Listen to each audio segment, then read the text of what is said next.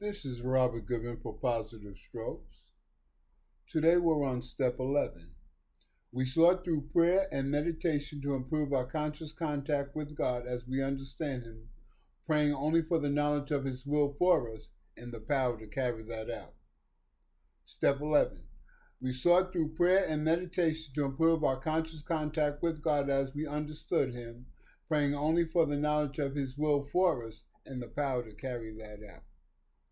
The first 10 steps have set the stage for us to improve our conscious contact with God of our understanding.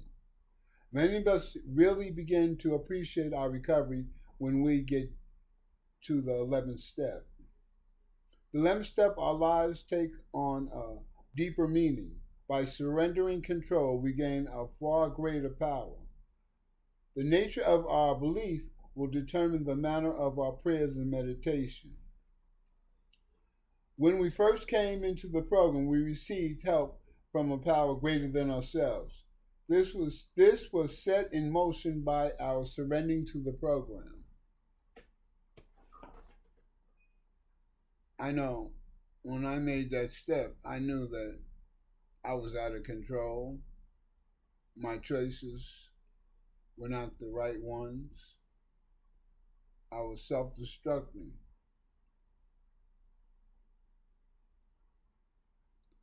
I was taking a dose of death on the installment plan. Each day in my addiction was one closer day to death, but at a slow pace.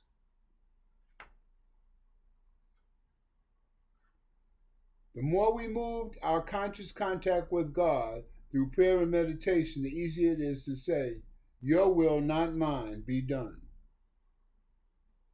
I realized for 40 years that my will was not no good decisions, mostly bad. Few good, but mostly bad. Why? Because I did not look at things the way I should have looked at them or perceived them to be. I allow the drugs to control my mind and body, and being in survival mode at all times, I couldn't see nothing else. Couldn't see nothing else. It is easy to slip back into our old ways. To ensure our continued growth and recovery, we have to learn to maintain our lives on a spiritual sound basis. Meaning that we must keep in our minds foremost at all times that our way didn't work. We medicated ourselves so we wouldn't have to feel the pain. We wanted to forget, so when the bodies enjoyed that drug coming into our system, going straight to our pleasure mode, and we didn't have to feel that pain because we were medicating ourselves and it was making us forget, then we were totally out of control. I know I was.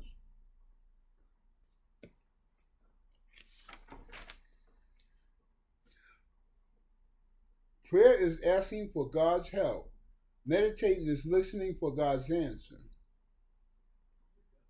I ask for itself each and every day because I know my way does not work. And I know it's a power that was greater than me, restored me to my sanity.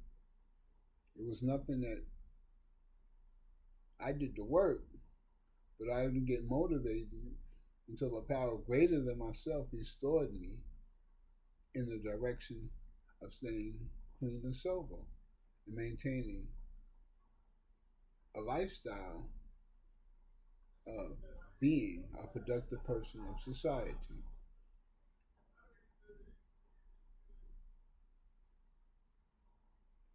We may have been exposed to many religious and meditations disciplines before and coming to a 12-step program. As we seek our personal contact with God, we begin to open up as a flower in the sun. We begin to see that God's love has been presented all the time, just waiting for us to accept it. We do the footwork and accept what's being given to us freely on a daily basis. We find relying on God becomes more comfortable for us.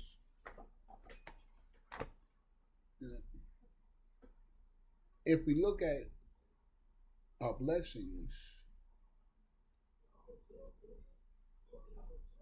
we'll see that we have more to offer and we receive more goodness in our lives.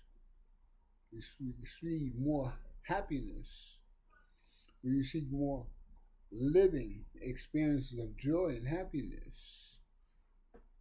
We live to learn to live life on life's terms. On life's terms. On life's terms. We accept the good and the bad that comes each and every day. We ask for a power greater than ourselves to help us through each and every problem that we have.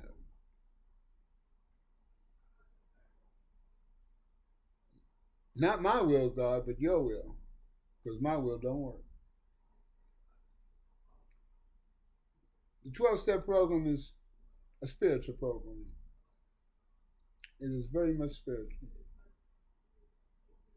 Once you come over to the other side, you learn that you don't have that much power. You don't have that much control. But the one thing is true, that you have control over yourself and what you say and what you do. Nobody else does. You do. You know, in the Bible they say that the tongue is like a two-edged sword. It can praise you or can cut you like a knife. It can praise you or can cut you like a knife. So, by me realizing that, I must watch what I say at all times.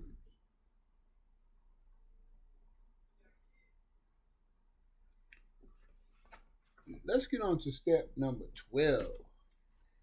I love step number 12. Because when I got to that particular step, I was alleviated.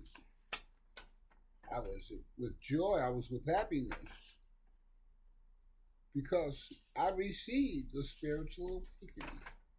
And it didn't happen just as I finished the 12 steps. It took a little while before I received this spiritual awakening.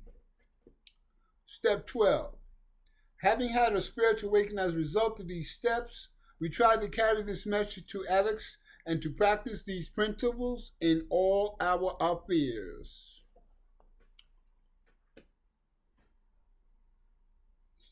So what this 12 step is saying basically is that in order to keep what we have, we got to give it away. In order to keep what we have, we got to give it away. In order to keep what we have, we got to tell people about the program. Abstinence. Tell the person, you have to find what works for you, that you'll become a productive person of society, that you won't use drugs and alcohol no more. You got to figure it out for yourself, as I'm figuring it out for myself. I'm working on myself. Everybody should be working on their self. It doesn't matter what's going on around you.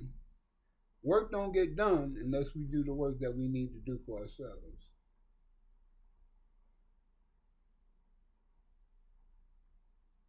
We have to do the work ourselves. 12 step talks about carrying the message.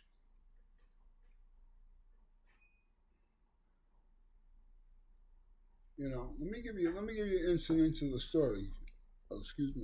About in the Bible about the Samaritan. He found a man on the road, half beaten to death. Took him to an inn. Paid his bill for 2 weeks and told him to give him the medical attention that he needs. And a this isn't enough. When he comes back, he'll pay the rest.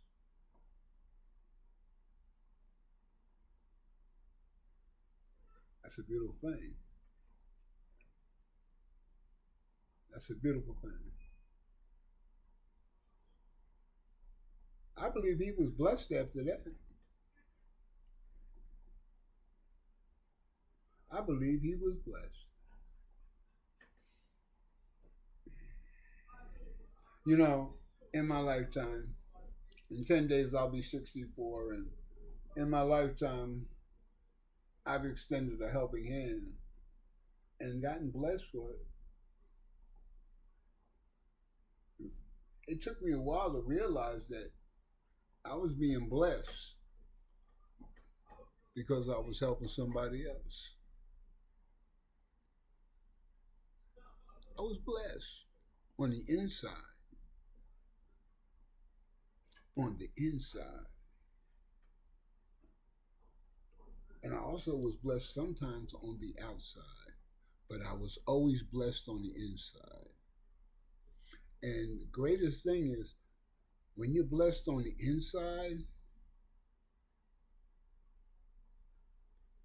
it's like when you go to the hospital and your heart stops and they put the paddles on you and they charge your heart and they give it a shot. That's what it did to my life. To see the smile or the joy in a person's face when you help them is worth all the money in the world.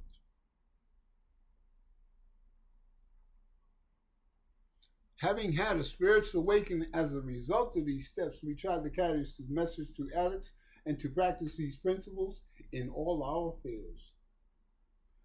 Meaning, we have to take a daily inventory. Make sure that we ain't harmed, we didn't talk crazy to nobody, we didn't hurt nobody. See, when I do that and I go over my day and I learn more about Robert and why Robert acts the way he do on certain circumstances and how he feels about these things.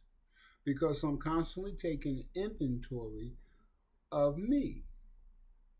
And if I'm constantly doing that, I don't have time to meddle in other people's business. We've talked about the 12-step program. We went through all 12 steps.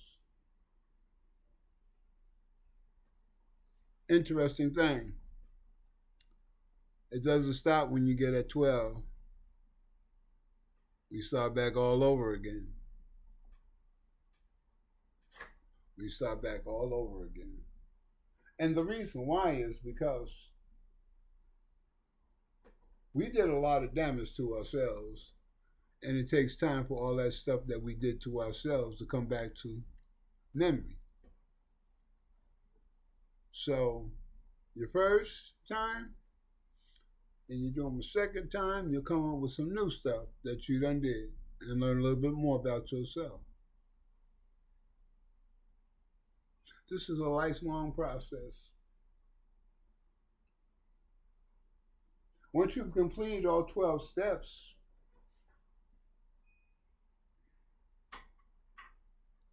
the 12th step wants you to help somebody else. Guide somebody else through the 12-step program. Give them some help. Show them what works for you so they can find out what works for them.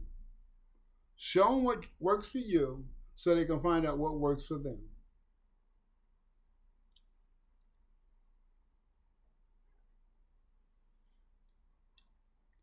You know, I'm glad that we had the opportunity to look at all 12 steps. I'm glad you took time enough to check it out. It's been great talking about them. But at this little minute that I have left, I really want to slip on something. I really do. I'm in Arizona, Mesa, Arizona, and it's hot. It's very hot. And I walk out. I took a little walk 2 and 3 times a day, stretch my legs. And it's really bad. So the only relief that you have basically is you can't wait to get home to get out that heat so you can be where you have air conditioning, where it's comfortable for you to be and enjoy. So you spend more time at home instead of running in the streets because you don't want to be out there in the heat unless you have to. And basically, it's that way for your health. So, what are you making at home, your home? Ask yourself, what makes a home? What makes your home? What is the enjoyment that you get out when you step foot in your home? What do you like to do at your home? If you have children, do you kick it with your children sometimes? If you don't have no children, it's just you and your wife or your girlfriend. Do y'all play games? Do y'all have fun? Do you try different things around the house to make it look better? Do y'all create projects around the house to work together to make it better? To enjoy each other's company while you're putting something together, you're painting something, or you're just making your place look better or different. Projects like that is fun when you're on with somebody you love because your creativity comes alive. Y'all relax, enjoying each other's company. You're fixing something, or you're making something look nice, or you're moving things around, change the appearance of your house or your apartment. And it's a lot of fun because when you sit and finish on it, ain't nobody from the outside did it. Y'all did it. Y'all made it like that. And you'd be kind of proud that you showed your creativity. The point I'm trying to make is that in order for the creativity for any human being be able to flourish and come out, a person has to be stress-free.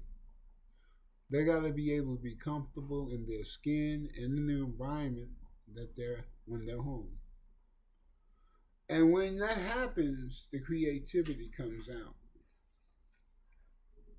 And that's when a human being becomes the best they can be. This is Robert Goodman for Positive Strokes. I hope you enjoyed what I had to say. You have a great day. And remember, only you can help you.